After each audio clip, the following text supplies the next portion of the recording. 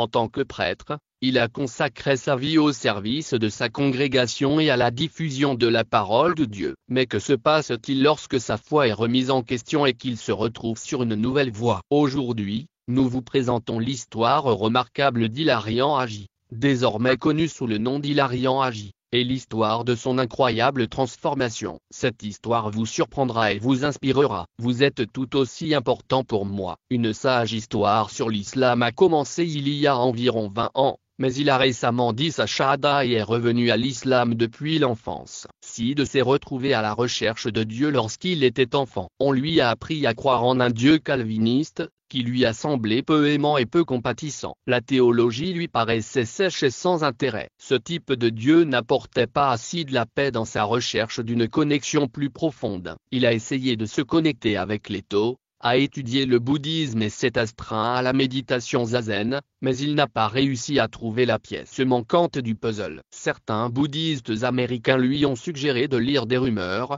de la poésie et des mots. Il a trouvé un Dieu qui aimait sa création. Il a ressenti une connexion plus profonde et Rumi a eu un grand impact sur Sid, mais cela n'a pas suffi à le convaincre. Il s'est plongé dans l'étude de la religion et de la théologie dès l'enfance. Il avait déjà étudié les principes fondamentaux de l'islam à l'adolescence, mais c'est au lendemain du 11 septembre qu'il s'est familiarisé avec la foi. Sid a commencé à fréquenter le centre islamique local pour comprendre si la religion était aussi violente que les médias le décrivaient. Il y rencontre des musulmans, prie avec eux et entend le Coran pour la première fois. Il a trouvé la récitation incroyablement belle et relaxante. Cependant, il souligne que son intérêt pour l'islam était surtout politique. Son intérêt pour la politique et les enseignements de Rumi ont formé une combinaison parfaite, et son cœur a commencé à aspirer à accepter l'islam en 2003. Il ressentait une étrange attirance, mais hésitait. Il avait peur de rejeter le Christ et ne savait pas comment sa famille réagirait à ce changement. En outre,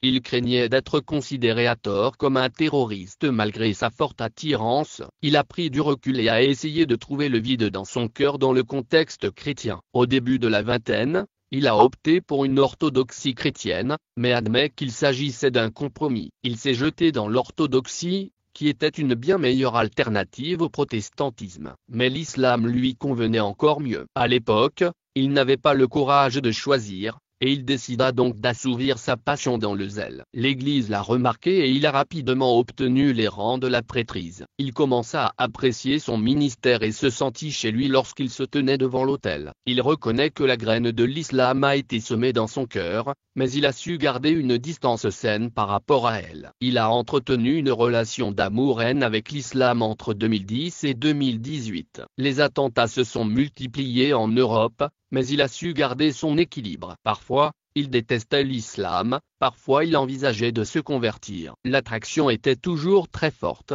mais les forces qui le poussaient à reculer étaient égales. Il lisait des livres islamiques tels que l'épée du prophète, cherchait Allah, trouvait Jésus, et bien d'autres encore. Malgré sa désillusion croissante, il voyait toujours des similitudes entre l'islam et les catholiques traditionnels et les chrétiens orthodoxes. Ces derniers se sont opposés à la laïcité et au libéralisme, ce qu'il admire. En 2018, une tournure surprenante des événements a conduit l'un de ses amis très proches à se tourner vers l'islam. Ce fut un choc pour Sid. Il était surpris que son ami ait abandonné l'orthodoxie pour l'islam. Il n'était pas en colère, mais curieux. Il a voulu contacter son ami et lui demander ce qui l'avait amené à prendre cette décision. Les conversations qu'ils ont eues jusqu'à la conversion de Sid ont joué un rôle déterminant dans le fait qu'il a franchi le pas et qu'il a basculé dans l'islam. 2019-2020 a été une année charnière pour Sid. Il s'est inscrit à un programme de maîtrise en théologie dans une université catholique réputée. Elle avait accès à toute une bibliothèque de livres. La fermeture a eu lieu. Le monde entier s'est arrêté. Les églises ont été fermées. Mais Sid a vu que les musulmans,